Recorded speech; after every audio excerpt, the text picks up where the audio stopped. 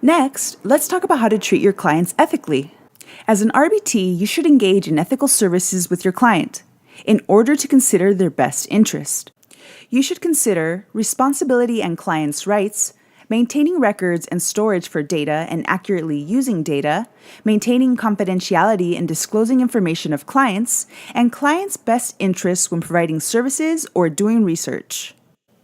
First, you should consider responsibility and clients' rights. 2.02 Responsibility. Behavior analyst's responsibility is to all parties affected by behavior analytics services. When multiple parties are involved and could be defined as a client, a hierarchy of parties must be established and communicated from the outset of the defined relationship. Behavior analysts identify and communicate who the primary ultimate beneficiary of services is in any given situation and advocate for his or her best interest. What does this mean for you? Remember, your priority is your client's best interest. Everything you do as an RBT should be to improve the livelihood of your client. The service you provide should directly benefit your client and should not be for the sole benefit of the client's parents and/or other relatives. For example, a caregiver may want a nonverbal adult client to remain quiet, without speaking and without something to do throughout a 3-hour meeting. The request to teach the client to sit through a 3-hour meeting without any stimulation is not reasonable or helpful for the client. 2.05 Rights and Prerogatives of Clients. A. The rights of the client are paramount, and behavior analysts support clients' legal rights and prerogatives. B. Clients and supervisees must be provided, on request, an accurate and current set of the behavior analyst's credentials. C. Permission for electronic recording of interviews and service delivery sessions is secured from clients and relevant staff in all relevant settings. Consent for different uses must be obtained specifically and separately. D. Clients and supervisees must be informed of their rights and about procedures to lodge complaints about professional practices of behavior analysts with the employer, appropriate authorities, and the BACB. E. Behavior analysts comply with any requirements for criminal background checks. So what does this code mean for you? Again, your client's rights are always the priority for you to consider.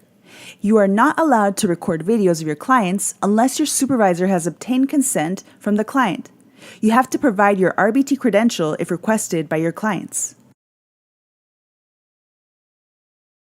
1.06 Multiple relationships and conflicts of interest. A. Due to potentially harmful effects of multiple relationships, behavior analysts avoid multiple relationships. B. Behavior analysts must always be sensitive to potentially harmful effects of multiple relationships.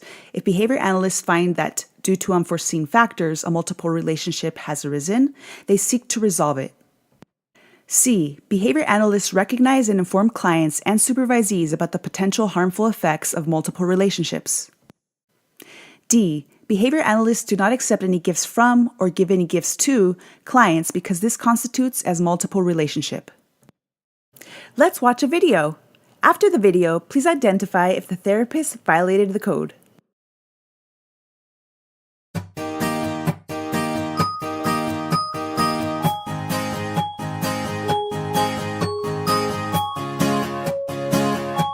Mel, her dad, and her therapist are all at home. Nice job jumping rope! At the same time, Dr. Lee, Mel's dad, received a phone call from the hospital where he works. Dr. Lee, there's a patient in emergency room. Could you come to the hospital as soon as possible? We need your help. Oh no, I'll be right there, but I need to ask someone to take care of my child at home. After the session was over. Have a good day. I'll see you tomorrow afternoon. Thank you for coming. As you know, my wife is out of town and I just received a phone call from the hospital. I need to go there right away for an emergency with one of my patients. There's no one I can ask for help, so I was wondering if you could do me a favor to take care of my child for a few hours. I'll pay you extra. I'm sorry to hear your patient has an emergency. Well, I don't have any plans this night. I could stay here if you really need me to. Great, I can pay you $20 an hour. Okay, that sounds fair. Thank you. Thanks so much. Then the therapist stays with Mel at her home. Does the therapist violate the code? Yes or no? If you said yes, you're right. The The therapist was in dual relationship after she agreed to serve as a babysitter for the client after the scheduled session. What should you do in this case if you are the therapist? Would you say to Dr. Lee, A, I'm sorry, I cannot stay after the session. I am not allowed to be alone with your child. It's against policy. B, sure, I can stay, but you don't need to pay me. Or C, no, obviously I cannot stay. This is not my job. If you said A, you are correct.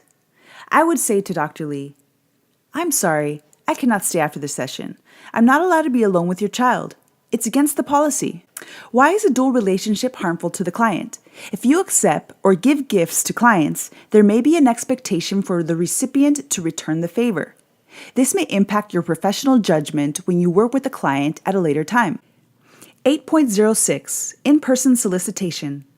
Behavior analysts do not engage directly or through agents in uninvited in-person solicitation of business from actual or potential users of services who, because of their particular circumstances, are vulnerable to undue influence. Organizational behavior management or performance management services may be marketed to corporate entities regardless of their projected financial position. What does this mean for you?